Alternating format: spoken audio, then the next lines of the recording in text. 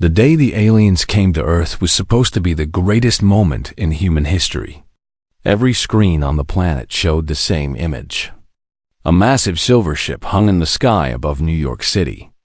It was bigger than anything humans had ever built. The whole world watched and waited. Admiral Una stood on the deck of her aircraft carrier in the Pacific Ocean. She was a tall woman with sharp eyes and gray hair tied back in a simple knot. She had served in the Navy for 30 years. She had seen many strange things in her life, but nothing like this. "Admiral," said her second-in-command, a young officer named Tay, "we are receiving a transmission from the alien vessel." Una nodded slowly. "Put it through." The message was simple. The aliens called themselves the Galactic Council. They said they came in peace. They wanted to meet the leaders of Earth. They wanted to share technology and knowledge. They wanted humanity to join their great family of species among the stars. Within 1 week, the United Nations formed a special committee. Within 1 month, the first human delegates traveled to the alien ship. Within 1 year, Earth officially joined the Galactic Council. Una was chosen to lead humanity's first diplomatic fleet. 12 ships filled with scientists, diplomats, and soldiers traveled to the Council's capital world. The journey took 3 months using the new faster-than-light engines the aliens had given them. The capital world was called Nexus Prime. It was a planet covered entirely in metal and glass. Towers reached up into the clouds. Ships flew everywhere like insects around a hive. Billions of aliens from hundreds of different species lived and worked there. Una had never felt so small in her entire life. The council itself was made up of 12 elder species. They had ruled the galaxy for thousands of years. Each species had 1 seat on the council. They made all the important decisions. They controlled all the trade routes. They decided which new species could join and which would be rejected. The head of the council was a creature called High Minister Varrock. He was tall and thin with pale blue skin and 4 arms. His eyes were completely black like 2 pools of oil. When he smiled, his mouth was full of tiny sharp teeth. "Welcome, humans," Varrock said on the day of the official ceremony. "We are so pleased that you have joined our great family. Your species is young, but we see much potential in you." Una bowed her head respectfully. "Thank you, High Minister. Earth is honored to be part of the Galactic Council. We hope to learn much from our new friends." Commander Tay stood beside her. He was younger than Una by 20 years.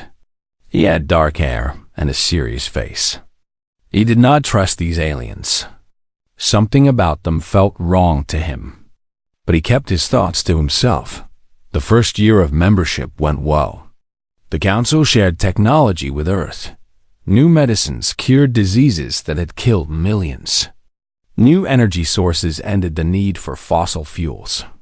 New farming methods ended hunger in many poor nations. Humans were grateful. They believed they had found true friends among the stars. But Tay noticed things that others missed. He saw how the council treated the younger species. They were given the worst jobs. They were sent to the most dangerous places. They were never allowed to have real power. "Admiral," Tay said one night aboard their flagship, "I have been studying the council's history. Something troubles me." Una looked up from her reports. "What is it?" "In the last 1,000 years, 12 species have joined the council. Only 3 of them still exist. The others are all gone." Una felt a chill run down her spine. "Gone? What do you mean gone?" "Their planets are empty. Their people disappeared. The official records say they died from disease or war. But I do not believe it." Una was quiet for a long moment. "What do you think happened to them?" Tay leaned closer and lowered his voice. "I think the council killed them. I think they use new species until they have no more value. Then they dispose of them." Una wanted to argue. She wanted to say he was wrong. But deep in her heart, She felt that he might be right. 2 weeks later, the council called for a special meeting. All member species were required to attend. Una brought her senior officers with her. They sat in the Great Hall with thousands of alien delegates. High Minister Varak stood at the center of the chamber. His black eyes swept across the crowd. When they landed on the human delegation, Una felt her blood turn cold. "My fellow council members," Varak began, "we have gathered here today to discuss an important matter. As you know, our civilization requires certain resources to survive. Rare minerals, pure water, clean air. These things grow more scarce with each passing year." The aliens in the crowd murmured their agreement. "We have discovered that the planet known as Earth is rich in these resources. Very rich indeed. Our scientists estimate that Earth contains more valuable minerals than the next 10 resource worlds combined." Una felt her stomach drop. She knew where this was going. "Therefore," Vorak continued, "I propose that we begin immediate extraction operations on Earth. The native population will be relocated to work colonies where they can serve the Council in other ways." The chamber erupted in noise. Some aliens cheered. Others looked uncomfortable. But no one stood up to object. Una jumped to her feet. "You cannot do this. Earth is our home. You promised us friendship and partnership." Vorak turned to look at her. His smile was cold and cruel. "We promised you nothing, human. Your species signed a treaty when you joined the Council. Did you not read the full document? It clearly states that all new member worlds are subject to resource evaluation and extraction. That is slavery." Tay shouted, "You want to steal our planet and make us your workers?" Vorak laughed. It was a horrible sound, like glass breaking. "You misunderstand. We do not need human workers. We have machines for labor. What we need is your biological material." The chamber went silent. "Human bodies contain many useful chemicals," Vorak explained calmly. "Your bones can be ground into building materials. Your organs can be harvested for medical research. Your flesh can be processed into protein paste for our livestock. Nothing will be wasted." Una felt like she might vomit. "You are monsters." "We are practical," Vorak replied. "Every species has a purpose. Yours is to be harvested." The vote will now take place. The 12 elder species voted. 11 voted yes. Only one, a race of gentle giants called the Volani, voted no. But it did not matter.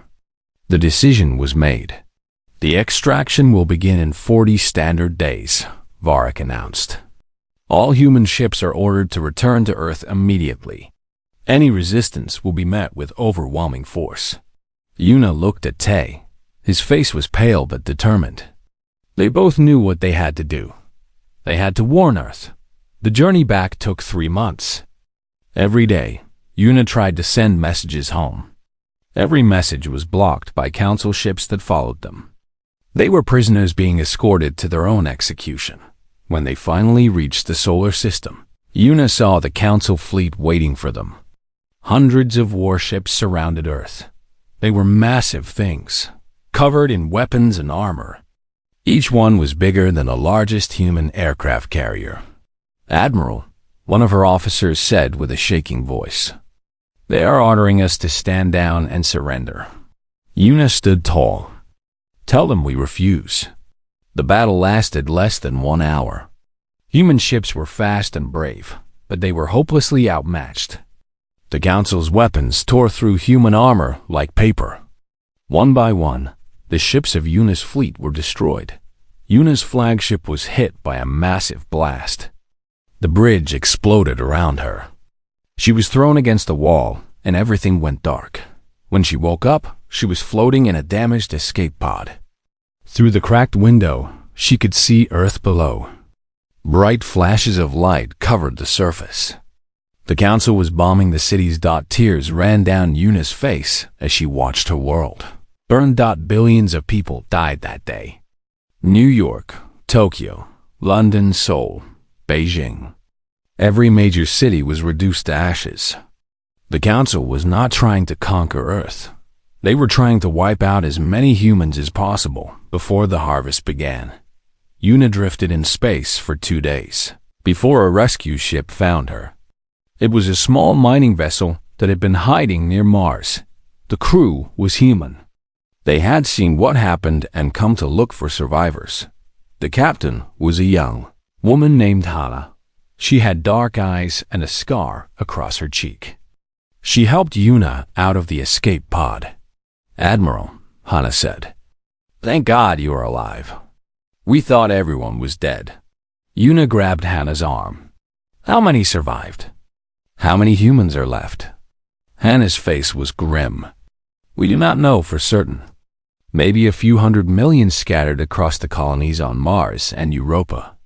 Maybe less. Out of 8 billion people, only a few 100 million remained." Yuna felt something break inside her heart. Then something else took its place. Something hard and cold. Revenge. Double quotes. "Where are we going?" Yuna asked. "To Europa Station," Hana replied. "It is hidden under the ice. The Council does not know about it. There are other survivors gathering there." Yuna nodded slowly. "Good. Take me there. We have work to do." As the ship flew away from Earth, Yuna looked back at her dying planet one last time. The continents glowed red with fire. The oceans boiled from the heat of the bombs. Everything she had ever known was being destroyed, but humans were still alive. And as long as humans lived, there was hope. "They think they have won," Yuna whispered to herself. "They think we are finished.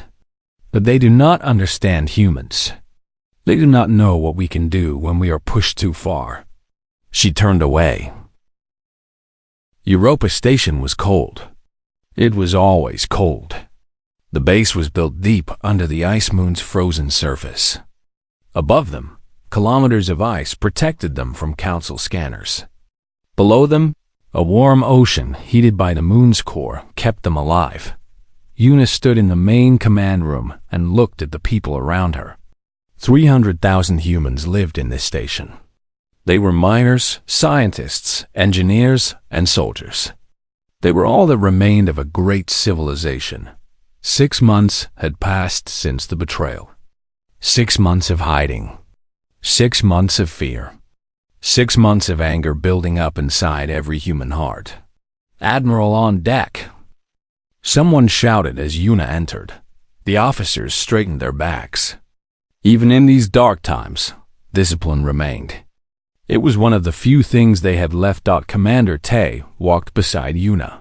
His wounds had healed, but scars remained on his face. He wore them proudly. They were proof that he had survived. "What is the status of our supplies?" Yuna asked. A young woman named Jisoo stepped forward. She was in charge of resources. Her hair was cut short, and her clothes were practical. There was no room for luxury in their underground world. "We have enough food for 2 years if we are careful," Jisoo reported. "Water is not a problem because we can melt the ice. Power comes from the thermal vents. We can survive here for a long time." "Surviving is not enough," Yuna said. "We need to fight back."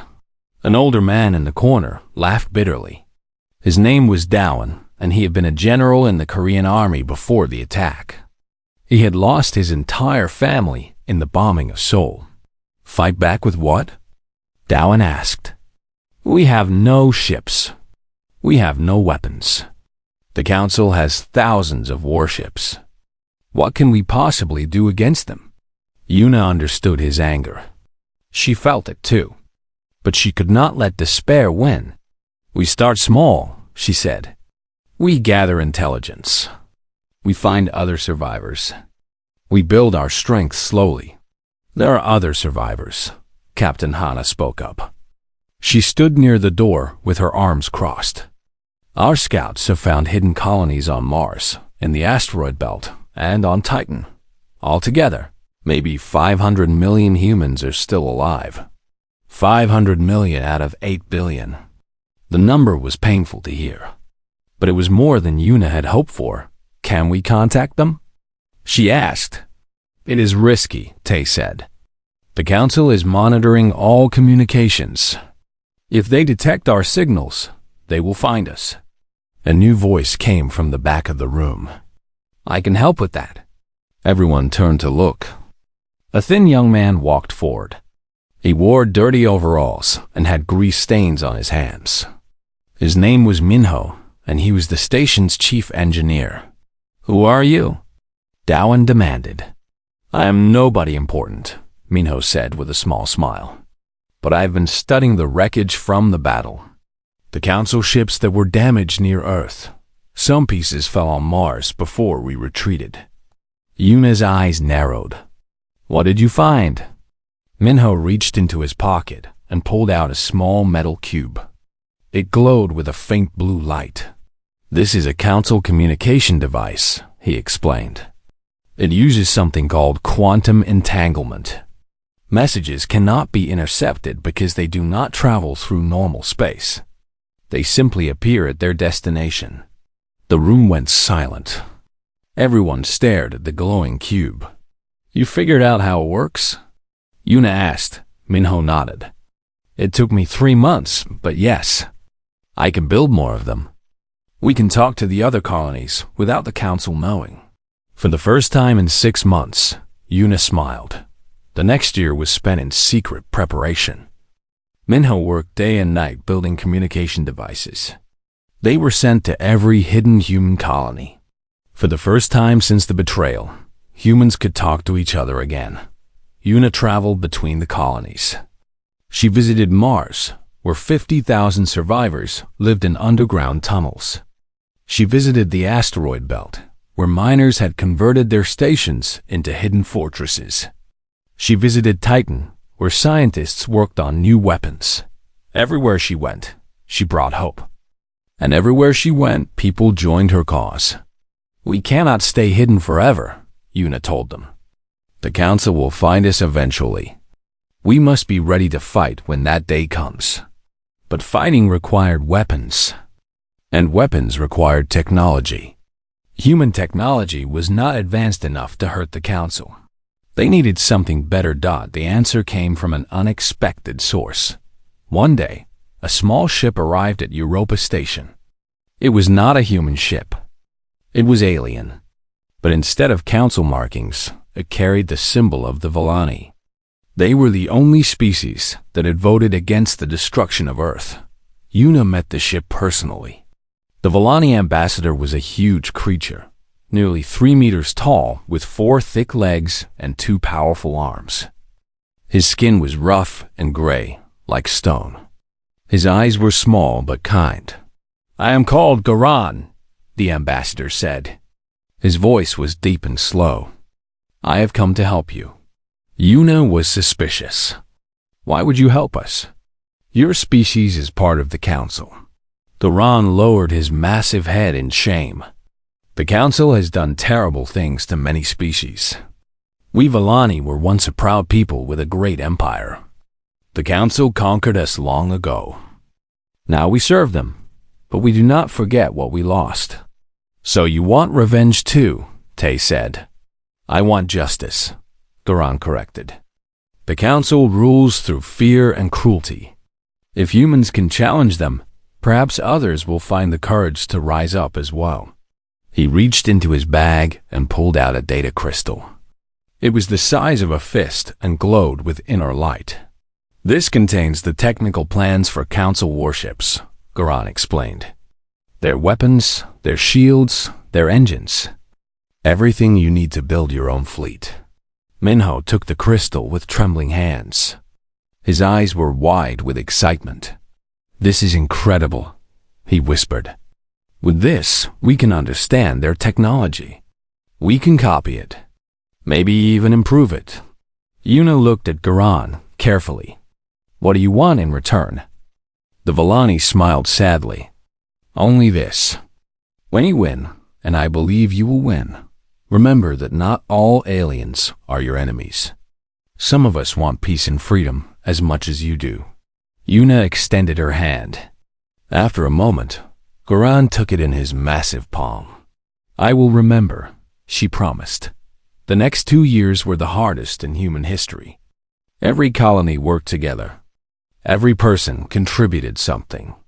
Miners dug for rare metals. Engineers built factories. Scientists developed new technology. Soldiers trained for battles that had not yet come. Minho led the technology effort. With the Villani data, he and his team built the first human warship that could match council vessels. It was called the Vengeance. The Vengeance was not pretty. It was rough and ugly, built from scrap metal and stolen parts. But it was powerful. Its engines were faster than council ships. Its weapons hit harder. Its shields were stronger. How is this possible? Yuna asked when she first saw the ship. How can we build something better than them? Minho smiled proudly. The council has ruled for thousands of years. They have become lazy and complacent. They use the same designs they developed centuries ago. They see no need to improve. But humans are different, Tay added. We are young. We are hungry. We take their technology and make it better because we have no choice. Adapt or die. Yuna walked through the ship slowly. She touched the cold metal walls. She looked at the weapon systems. She felt the hum of the engines through her feet. How many of these can we build? She asked. In 1 year, maybe 50, Minho replied. In 2 years, 200. In 5 years, 1,000. We do not have 5 years, Yuna said quietly. The council will find us before then. She was right. 3 months later, a council scout ship discovered the Mars colony. It was destroyed before it could send a full report, but the damage was done. The council knew that humans were still alive, and organizing High Minister Varak sent a message to all corners of the galaxy. The human vermin still exist, he announced. This is unacceptable. I am tripling the bounty on human heads. Any species that brings me human prisoners will be rewarded greatly. Suddenly, hiding became much harder. Bounty hunters searched every corner of the solar system. Council patrol ships increased their presence. Time was running out. Yuna called a meeting of all colony leaders. They gathered at Europa Station, the largest and most secure location. Dowan came from Mars. Hana came from the asteroid belt. A scientist named Junho came from Titan. We cannot wait any longer, Yuna told them. We have 50 ships. That is not enough to win a war, but it is enough to start one. Start a war against the entire council? Dowan asked. That is madness. Staying hidden is madness, Hana argued. They will find us eventually. I would rather die fighting than die hiding. Junho, the Titan scientist, raised his hand. He was a quiet man with glasses and messy hair. He spent more time in his laboratory than with people. I have something that might help, he said softly. Everyone looked at him. I have been working on a weapon. It uses a new type of energy. Very unstable, very dangerous. One shot from this weapon can destroy a ship 10 times bigger than the Vengeance. Why did you not tell us sooner? Tay demanded. Junho looked embarrassed. Because I was not sure it would work. I only finished testing it last week. I call it the Nova Cannon.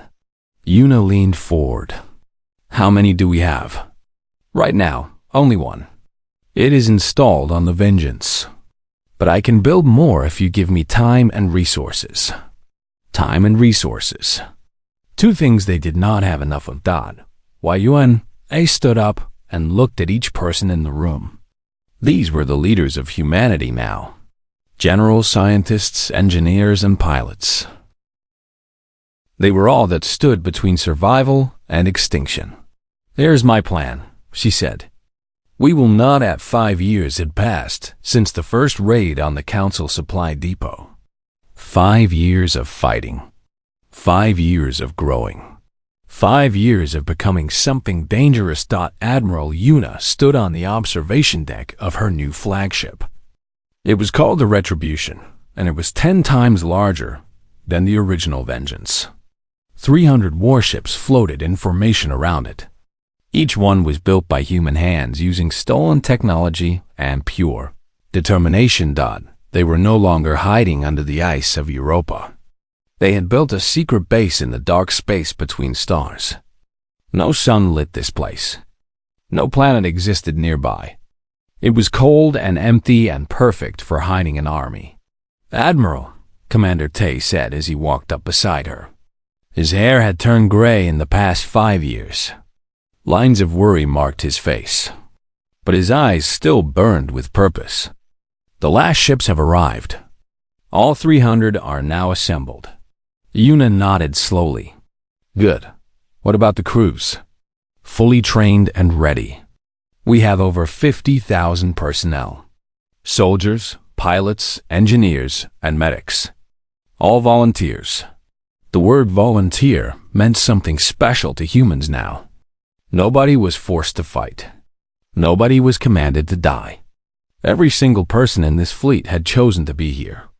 They had all lost something to the Council. Family, friends, homes, entire worlds. They fought not because they were ordered to, but because they wanted justice.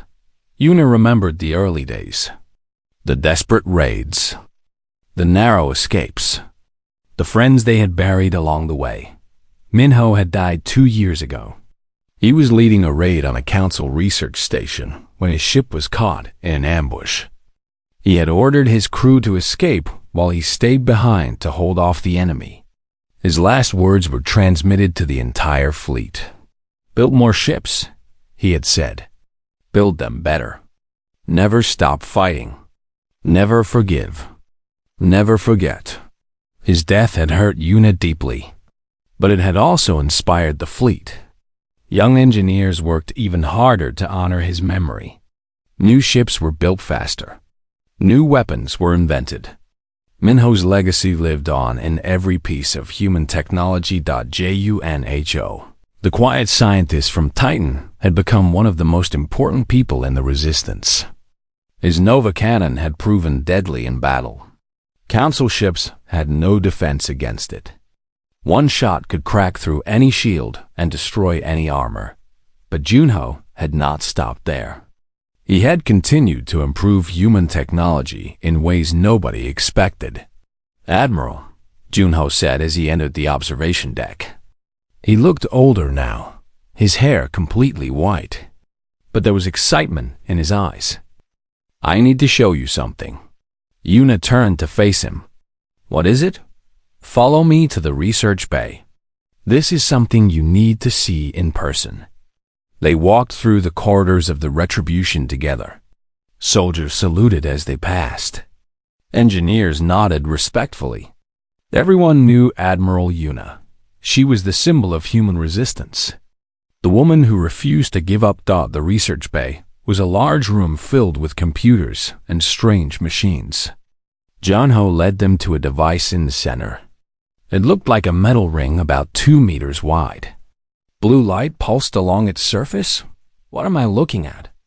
Yuna asked. Junho smiled proudly. "This is a jump gate. Or at least, a small version of one." Tay frowned. "The Council has jump gates. They connect their major worlds. We have known about them for years." "Yes, but Council jump gates are huge," Junho explained. "They require enormous amounts of energy. Only the largest ships can use them. And they can only connect fixed points." He walked around the device, touching it gently like it was a precious child. "This is different. This gate is portable. It can be placed anywhere. It can connect to any location within 100 light years. And it requires only 1% of the energy that Council gates need." Yuna's eyes widened. "You mean we can move our ships instantly? To anywhere?" "Exactly. No more waiting 3 months to travel between star systems. No more being tracked by council sensors during long journeys. We can appear anywhere, attack, and disappear before they know what happened. The implications were staggering. This changed everything. How many of these can you build? Yuna asked. With full resources, 1 per month. I already have 3 ready for testing. Yuna turned to Tay. Both of them were thinking the same thing. With this technology, they could finally take the war beyond the solar system. They could strike at council worlds directly. This is good work, Yuna said to Junho. Very good work. Prepare the gates for deployment. We will need them soon. Over the next few months, Yuna focused on uniting the scattered human colonies. It was not easy. Some groups wanted immediate revenge against the council. Others wanted to stay hidden and survive. Some did not trust Yuna or her leadership. The hardest negotiation was with a group called the Free Mars Coalition. They controlled the largest colony on Mars, nearly 100,000 people. Their leader was a man named Sungho, a former politician who had survived the attack by pure luck. Sungho did not like military people. He blamed generals and admirals for failing to protect Earth. He believed that only civilian leadership could guide humanity to safety. Why should we follow you? Sungho demanded during their meeting. He was a large man with a round face and suspicious eyes. You were the one leading the diplomatic fleet when the council betrayed us. How do we know you were not part of their plan? Yuna kept her face calm despite the insult. She understood his anger. Many people felt the same way. I was deceived just like everyone else, she said quietly. I trusted the council. That was my mistake. I have spent the last 5 years trying to correct it. By building weapons? By starting a war we cannot win?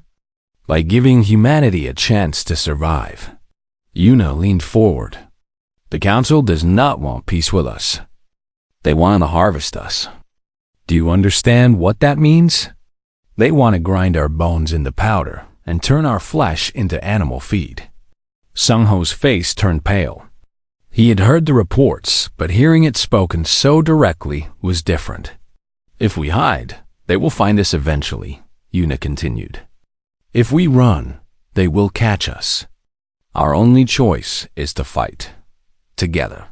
The meeting lasted for 3 days. They argued about leadership, strategy, and resources. In the end, Sungho agreed to join the alliance, but only if civilian representatives had a voice in major decisions. Yuna accepted his terms. She did not care about politics or power. She cared about winning. By the end of the 5th year, all human colonies were united under one banner.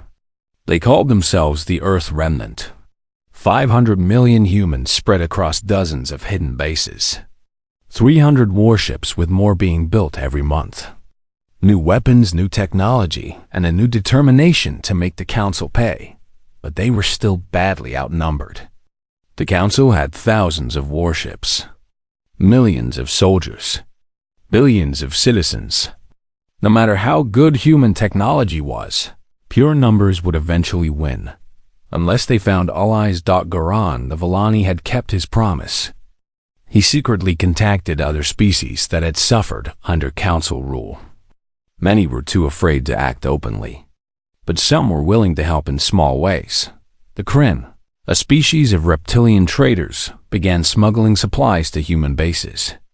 The Pholosi, insect-like creatures with hive minds, shared intelligence about council ship movements. The Turan, aquatic beings who lived in ocean worlds, provided rare minerals needed for weapon construction. Most importantly, the Villani themselves began preparing for rebellion. Their fleet was old and outdated, but they had many ships. If they joined the fight at the right moment, it could turn the tide of war. We must be patient, Garan told Yuna during one of their secret meetings. If we move too soon, the council will crush us separately. But if we strike together at the same moment from all directions, they will not know where to defend, Yuna finished. Their forces will be spread thin. Garan nodded his massive head. Exactly. But the timing must be perfect. One wrong move and everything falls apart. Yuna understood. This was not just about human revenge anymore. This was about freeing the entire galaxy from council tyranny. Millions of different species lived under their rule. Most were treated like slaves or livestock. If humans could break the council's power, everyone would benefit. It was a heavy responsibility. But Yuna had carried heavy burdens before. The first major offensive began in the 6th year of the war. Target: the Nexus Prime supply chain. 3 convoy routes brought food and materials to the council capital. If those routes were cut, the capital would begin to starve. Yuna sent 50 ships through Junho's new jump gates. They appeared deep in council territory, thousands of light years from Earth. The attack was completely unexpected. The first convoy was destroyed in minutes.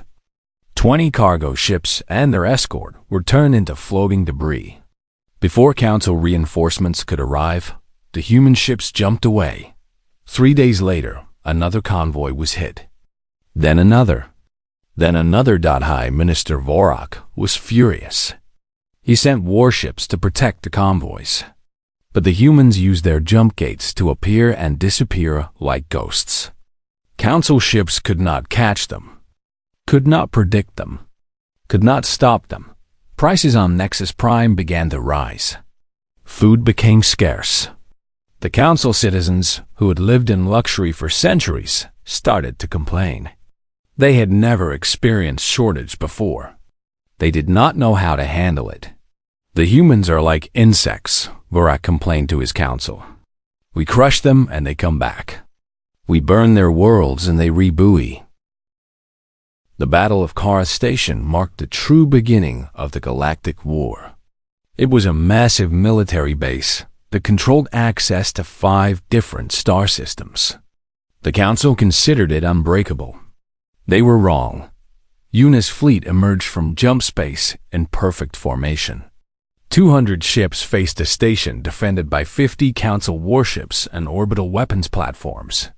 The odds should have favored the council. They had stronger positions and better defenses, but humans had learned how to fight dirty. Launch the decoys. Yuna ordered from the bridge of the Retribution. 50 small drones shot forward from the fleet. Each one broadcast signals identical to a full warship. To council sensors, it looked like the human fleet had suddenly doubled in size. The council commander panicked. He split his forces, sending half to intercept the phantom ships. By the time he realized his mistake, human ships were already among his fleet. All ships, engage at will, Yuna commanded. Space became chaos. Lasers cut through the darkness. Missiles streaked between ships. Explosions bloomed like flowers of fire. The noise of battle filled every communication channel. Commander Tay led the assault ship Fury directly at the station. His mission was to board and capture rather than destroy. The station had valuable supplies and information they needed. "Prepare for breach," Tay shouted as his ship slammed against the station's hull. Cutting lasers opened a hole in the metal. Gravity seals engaged. Then the doors opened and human soldiers poured through. The fighting inside was brutal. Council security forces defended every corridor. But human soldiers were trained in close combat. They were also very angry. Tay fought at the front, leading by example. His rifle balked again and again. Enemy after enemy fell before him. His soldiers followed closely, covering each other and moving like water through the station. "Commander, we have reached the control room," a soldier reported. Tay kicked down the final door. Inside, council officers cowered behind their consoles. They had never expected to face humans directly. They had thought themselves safe behind their fleets and defenses. "This station now belongs to the Earth Remnant," Tay announced. "Surrender or die. Choose quickly." They surrendered. Within 3 hours, Kara Station was under human control. The Council fleet was destroyed or scattered. Not a single enemy ship escaped to report what had happened. Yuna walked through the captured station later that day. She looked at the Council flags being torn down and replaced with the symbol of humanity. A simple blue circle representing Earth against a field of stars. How many did we lose? She asked Tay. 14 ships destroyed. 22 damaged. About 2,000 personnel dead. 2,000 humans. Each one had a name, a family, a story. Their sacrifice weighed heavily on Yuna's heart. But she could not show weakness. Not now. They died for something that matters, she said. Make sure their names are recorded. They will be remembered when this war is over. News of the victory spread quickly. Other species heard that humans had captured an unbreakable fortress. Whispers traveled through slave markets and work camps. The Council was not invincible. The Council could be beaten, and the rebellion began to grow. On a water world called Serena, the Terran rose up against their Council overseers. They flooded the mining facilities and drowned the alien guards. Then they sent a message to the human fleet. We have freed ourselves. We wish to fight beside you. On a jungle planet called Voss, the Kryn stopped pretending to be neutral. They armed their trading ships with hidden weapons and attacked Council patrol vessels. Their merchants became pirates overnight. The Council called us thieves and cheaters, their leader announced. Now we will show them what real thieves can do. On a dozen other worlds, species that had been conquered centuries ago remembered their old pride. They remembered what it felt like to be free. And they joined the war. High Minister Vorak watched his empire crumble with growing horror. He had ruled the galaxy for 200 years. He had crushed rebellions before. But this was different. This was everywhere at once. Send the Grand Fleet to Korath Station, he ordered his generals. I want that human admiral's head on my desk within 1 month. The Grand Fleet was the pride of the Council. 500 of the largest, most powerful warships ever built. Each one was a kilometer long and bristling with weapons. Together, they had destroyed civilizations. They had ended species. They had ruled through fear for thousands of years. But when they arrived at Korath Station, they found nothing. The humans were gone. They had stripped the station of everything useful and vanished through their jump gates. Vorak screamed with rage when he heard the news. He threw objects across his chamber. He executed several officers for incompetence. But nothing changed the truth. The humans could not be caught. They were ghosts, phantoms, nightmares. Yuna's strategy was simple but effective. She never fought battles she could not win. She struck at weak points and ignored strong ones. She made the Council spread their forces thin, trying to protect everything. Then she attacked the places they left. UNDEFENDED. Captain Hana proved especially skilled at this game. Her ship, the Dawn, became a symbol of hope for oppressed species throughout the galaxy. Where the Dawn appeared, Council forces fell. Where the Dawn fought, victory followed. One day, Hana received intelligence about a Council prison world. Thousands of different species were held there as slaves and test subjects. The conditions were terrible. Prisoners died every day from abuse and neglect. We should free them, Hana told Yuna during their communication. It is far from our main forces, Yuna warned. If something goes wrong, we cannot send reinforcements quickly. Hana smiled. When has that ever stopped us? She took the Dawn and 10 other ships deep into Council territory. The prison world was called Mortis. It was a gray, ugly planet surrounded by defense satellites and patrol ships. Hana studied the defenses carefully. A direct attack would be costly. Too many humans would die. She needed a clever approach. Prepare the boarding pods, she ordered. We are going to pretend to be a Council supply ship. Using captured codes and transponders, the Dawn disguised itself as a regular cargo vessel. It approached Mortis slowly, broadcasting routine messages. The Council guards were suspicious, but allowed them to dock. That was their mistake. The moment the Dawn connected to the prison station, human soldiers burst out from every hatch. They moved fast, securing key locations before alarms could be raised. Hana led the charge personally, her rifle spitting fire at anyone who opposed her. "Find the prisoners," she shouted. "Free everyone you can." Deep in the prison, thousands of captives heard the sounds of battle. They heard human voices shouting about freedom. For many, it was the first hope they had felt in years. The prison guards tried to fight back. They were outnumbered and outskilled. Within 2 hours, the entire facility was under human control. Hana walked through the prisoner blocks slowly. Creatures of all shapes and sizes stared at her through their cells. Some were afraid. Some were hopeful. All were broken by years of captivity. "Open the cells," Hana ordered. One by one, the doors clicked open. Prisoners stumbled out, blinking in confusion. They did not believe what was happening. A Volani prisoner fell to his knees before Hana. He was thin and scarred, barely half the size he should have been. "You are human," he whispered. "I heard stories, but I did not believe. How can this be real?" Hana helped him stand. "It is real. The Council's time is ending. Come with us if you want to be free." Over 6,000 prisoners were rescued that day. They were taken to safe locations where they could recover. Many joined the rebellion immediately. They wanted revenge as much as the humans did. The liberation of Mortis sent shockwaves through the galaxy. For the first time, subject species saw proof that the Council could be defeated. More rebellions erupted. More planets declared independence. The Council's grip on the galaxy was slipping away. In the Council chambers on Nexus Prime, the 12 elder species argued constantly. They blamed each other for failures. They demanded more resources for their own sectors. Unity was breaking down.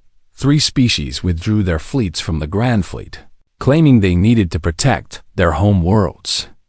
2 species began secret negotiations with the Earth Remnant, hoping to switch sides before it was too late. Even Vorak's own allies looked at him with doubt and fear. "The humans are not destroying us," one council member said. "They are making us destroy ourselves." Vorak refused to accept this. He was the High Minister. He had ruled for 2 centuries. He would not lose to primitive creatures who had discovered fire only yesterday. "Double the bounty on human heads," he ordered. "Triple the patrols. Quadruple the production of warships. I do not care what it costs. I want every human dead." But his orders were becoming harder to follow. Resources were running low. Workers were rebelling. Ships were being destroyed faster than they could be replaced.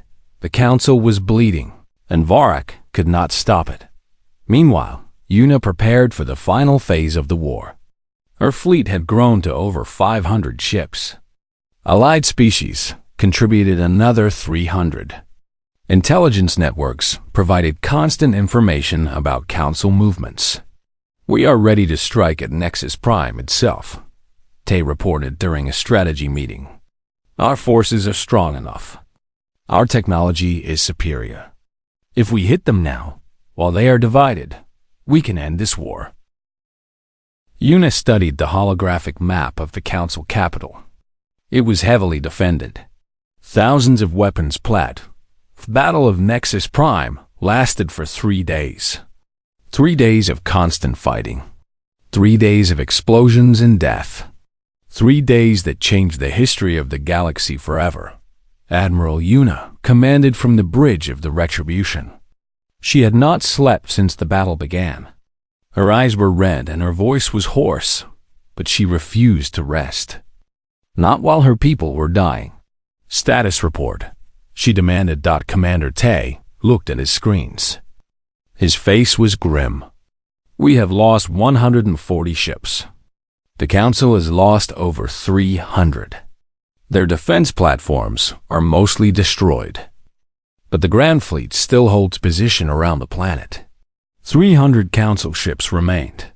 They were grouped tightly around Nexus Prime, forming a wall of metal and weapons. Breaking through would be costly. What about our allies? Yuna asked. The Volani fleet is engaged on the north side. They have taken heavy damage, but are holding. The Kryn are harassing enemy supply lines. The Terran are protecting our wounded ships. Yuna nodded. The allied species were fighting bravely. Many of them had never been in space combat before. They were learning quickly, but they were also dying quickly. Admiral, a communications officer, called out. We are receiving a message from the Council. I, Minister Vorak, wishes to speak with you. The bridge went silent. Everyone looked at Yuna. She considered refusing. What could Vorak possibly say that mattered now? But curiosity won. Put him through. A holographic image appeared before her. Vorak looked terrible. His blue skin had turned pale. His forearms trembled. His black eyes were wild with fear and rage. Human, Vorak spat the word like poison. You have caused enough destruction. Stop this madness, and I will let your remaining population live. Continue fighting, and I will order the complete extermination of your species. Yuna laughed. It was not a happy laugh. You already tried to exterminate us, she replied. 8 billion people. Children, parents, grandparents. You murdered them all and called it practical. Now you offer mercy? Now you speak of letting us live? She stepped closer to the hologram until her face was centimeters from his image. Here's my answer. We will not stop until every member of your council is dead. We will not rest until your government is ash. We will not show you the mercy you denied us. Today, Vorak, you pay for your crimes. She cut the communication. All ships, she announced. Focus fire on the enemy flagship. Break their formation. End this war. 300 human ships and 200 allied vessels surged forward. The final clash had begun. The Council flagship was called the Eternal Dominion. It was the largest warship ever built. 3 kilometers long, covered in enough weapons to destroy a small planet. Vorak commanded from its bridge, surrounded by his personal guard. They are insane, Vorak muttered as he watched the human fleet approach. They cannot win. They must know they cannot win. But humans did not calculate victory the way other species did. They did not measure risk and reward. They measured justice and revenge. And by that measure, this battle was worth any price. The retribution led the charge. Yuna's ship dove through enemy fire, its shields flashing with impacts. Lasers cut past the bridge windows. Missiles exploded dangerously close. Admiral, we are taking damage, Tay reported. Keep going, Yuna ordered. Get me close to that flagship. Behind her, Captain Hana's ship Dawn protected the Retribution's flank. Hana fought like a woman possessed, her weapons destroying any enemy that came near. No one touches the Admiral. Hana growled over the communication channel. She is ours to protect. The battle raged. Ships died on both sides. Debris filled the space around Nexus Prime like a deadly cloud. But slowly, surely, the Council line began to crack. The Volani delivered the crucial blow. Garan, the ambassador who had helped humans years ago, now commanded the Volani flagship Stoneheart. He drove his massive ship directly at a Council cruiser, ramming it at full speed. Both ships were destroyed, but the explosion created a gap in the enemy formation. Through that hole, Yuna screamed. Everyone through. Human and allied ships poured through the breach. Suddenly, they were among the Council fleet, fighting at close range where numbers mattered less than skill and courage. The Eternal Dominion tried to escape. Its engines powered up, attempting to jump away from the battle. Vorak was abandoning his fleet, saving himself while his soldiers died. "He is running," Tay observed. "We cannot let him escape." Una smiled coldly. "He will not." The Retribution had one special weapon, a gift from Junho installed secretly before the battle. It was an upgraded Nova cannon, more powerful than any weapon humans had ever built. "Target the Eternal Dominion's engines," Una commanded. Fire.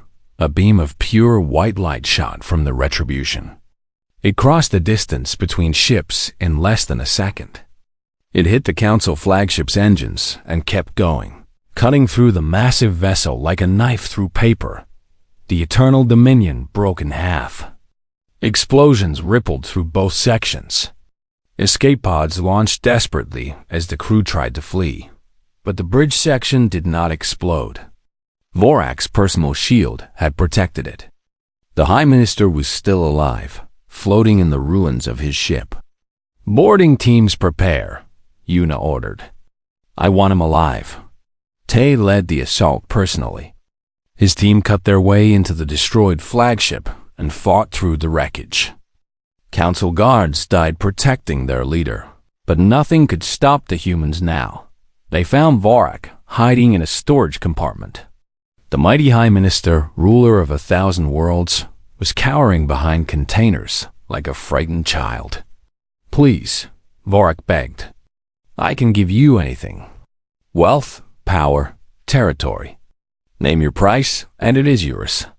Tay grabbed him by the collar and dragged him out. "Our price is justice," Tay said. "And you cannot afford it." With Vorak captured, the Council fleet lost its will to fight. Ships began surrendering. Others tried to flee and were hunted down by allied vessels. Within hours, the battle was over. The Galactic Council had fallen. The trial took place 1 week later on the surface of Nexus Prime. The 12 leaders of the Council were brought before a court made up of representatives from every species they had oppressed. Billions of beings watched the broadcast. They saw their former masters in chains. They saw them afraid and powerless. Many cried with relief. The nightmare was finally ending. Admiral Una served as the chief prosecutor. She stood before the accused and listed their crimes: the destruction of Earth, the genocide of humans, the enslavement of countless species, the murder of billions upon billions of innocent beings. Each council leader was given a chance to speak in their defense. Most had nothing to say. They had never imagined being held accountable. They had believed themselves above justice. Vorak was the last to speak. He rose slowly, his chains rattling. "You call this justice," he said, "but it is only revenge. You are no better than us. Given power, you will become exactly what we were." Una shook her head. "No, we will not. Because we remember what it felt like to be helpless. We remember watching our children burn. We will never let anyone feel that way again." She turned to the assembled judges. "The verdict is clear. These beings ordered the deaths of billions. They showed no mercy. They deserve none." The vote was unanimous. Guilty on all counts. The executions happened at sunset. One by one, the council leaders were brought to the platform. One by one, they paid for their crimes. Vorak went last. He did not beg or cry. He simply closed his black eyes and waited for the end. When it was done, Una felt nothing. No joy, no satisfaction. Just emptiness. Revenge could not bring back the dead. It could not restore what was lost, but it could ensure it never happened again. The work of building a new galaxy began immediately. Una had spent years planning for this moment. She knew that winning the war was only the beginning. A new government was formed. They called it the Galactic Alliance. Unlike the old council, it was based on equality. Every species had an equal voice. Every world had equal rights. Power was shared and distributed so that no single group could dominate others. Yuna refused to lead the alliance.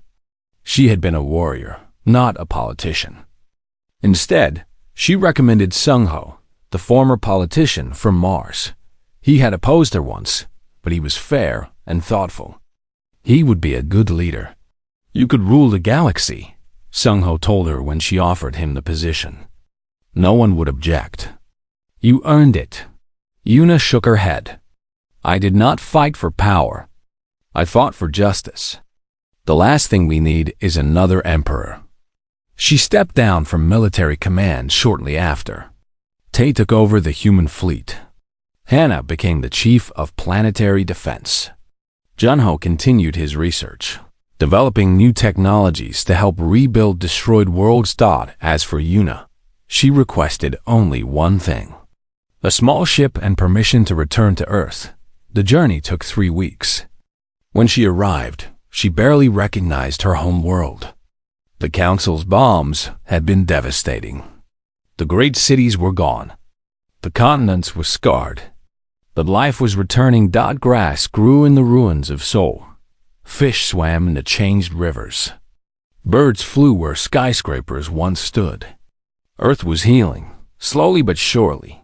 Humans were returning too. Families who had hidden in the outer colonies came home. They built new settlements near the old ruins. They planted gardens and raised children. They laughed and cried and lived. Yuna landed her ship near what had once been her home at